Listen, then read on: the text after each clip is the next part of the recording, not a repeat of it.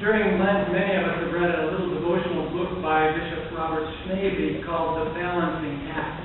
I remind you of its opening premise, the sermon I gave 5 weeks ago, starting with Bishop Schnabel's metaphor of a tightrope walker holding a long balancing pole. He said the performer walks the wire, and as he does, one end of the pole rises and then falls. The artist is never in a state of being perfectly balanced, but is always balancing. And he said the Christian life is something like that. The Bible puts so many expectations upon us. If we aim to be faithful Christians, we're expected to love God and to love our neighbor and even to love our enemies, for Pete's sake. It's a high, tall order.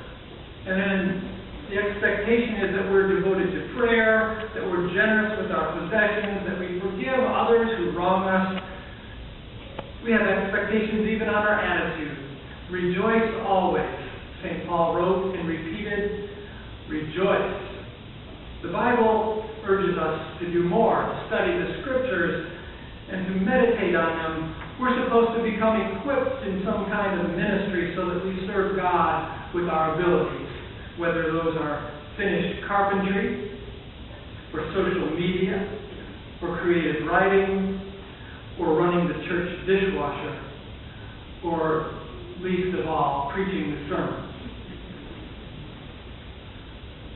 Just the parable of the Good Samaritan alone, if we take it seriously, puts a weighty expectation upon us. Will you be like the religious leaders who passed by on the other side, or will you be like the Samaritan who, of his own free will, chose to interrupt his travel plans and help the injured man and pay for his care at the inn?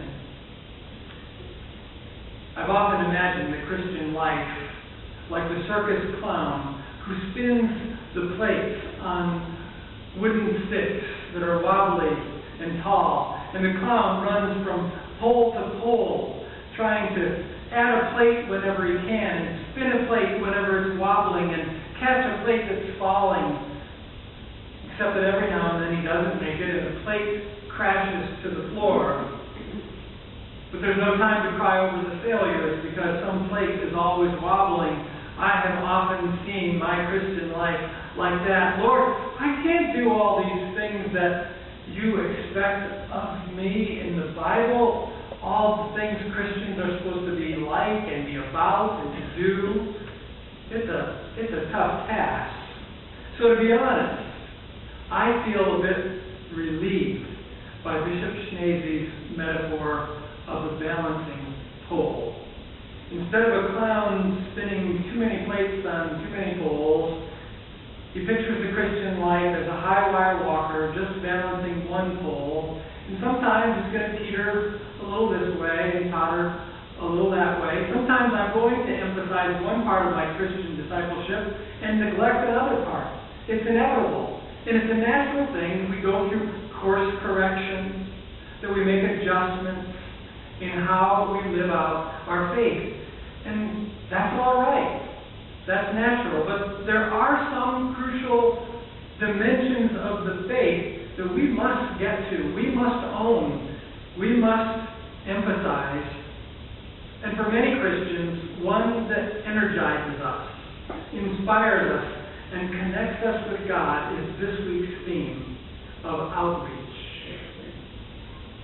Bishop Schnabel describes the way many trees drop their seeds under their branches, and then the leaves fall, and those leaves become nourishment for the new generation of saplings. All of us, likewise, have a calling to care for our families, to protect them, nurture them, help them grow. But he said there is a kind of a tree that has seeds with wings. A single blade that acts like a helicopter wing.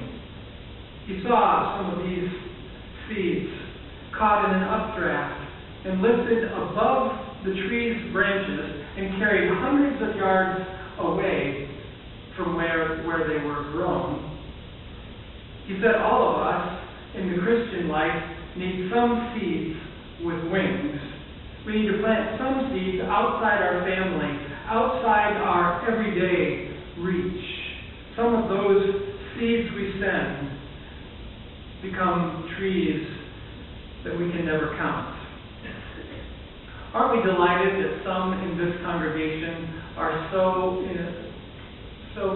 kindly involved in Meals on Wheels, taking hot meals to our neighbors here in Huron Valley? That is outreach beyond the roof of our church and to our nearby neighbors. And we're delighted that our offerings always connect us to the global mission of our denomination.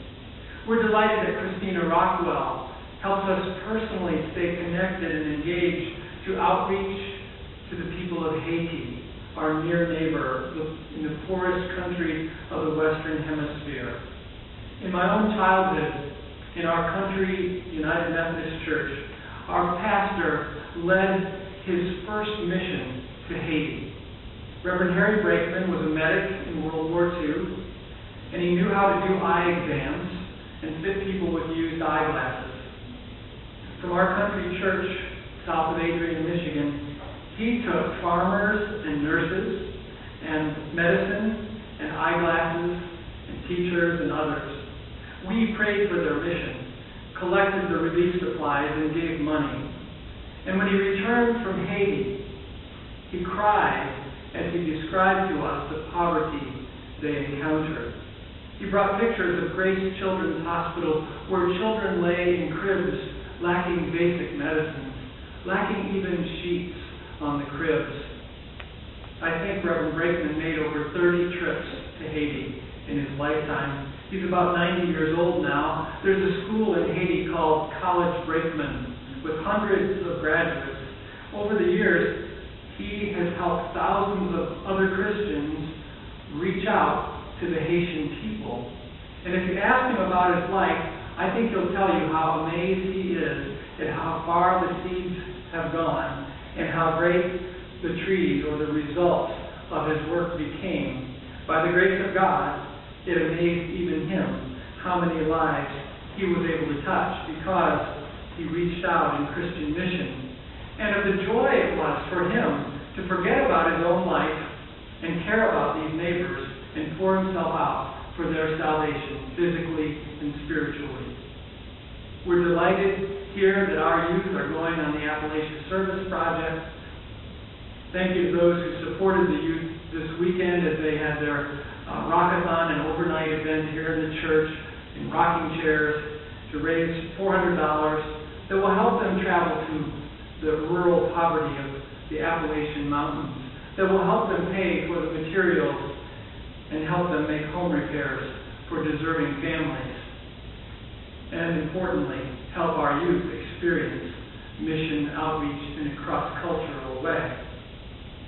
Many of us are looking forward to April 27th, our one-day home repair outreach here in our locality. It was a lot of fun last year, better than a lifetime supply of Cocoa Puffs. I would argue that our participation in outreach ministries is something that advances our spiritual life and energizes our congregational life. As long as we don't overbook ourselves, over-obligate each other, overdo it, we have to allow people time for rest and recovery. God gives us Sabbath rest that is good. But in outreach times, we grow spiritually for one reason. We run into difficulties we can't handle on our own, and it pushes us into God. We have to pray about those things and ask for strength and guidance. That helps us grow spiritually. We have to cooperate with others, and this deepens our friendship. And often on projects we make mistakes, and so we have to ask people to forgive us. And boy, do we grow in humility in those moments. And we have to learn how to forgive others when they offend us. Then we study the scriptures to clarify the mission and to see what Jesus did and how he did it and what he said. So mission gives a greater clarity, focus, and energy to the rest of our Christian life. On the other hand, if we stay to ourselves we tend to feel more isolated, more lonely, more bored with life, and more worthless. Engaging in Christian mission is good for us spiritually. It does something that entertainment won't do for us. If we try to entertain ourselves to make it through life, we'll soon find what King Solomon found in the book of Ecclesiastes. He enjoyed every pleasure under the sun. Nothing was withheld from him, but in the end he said it was empty. It was all vanity, devoid of meaning and pointless. But mission work, outreach in Christ's name, doesn't leave us that way.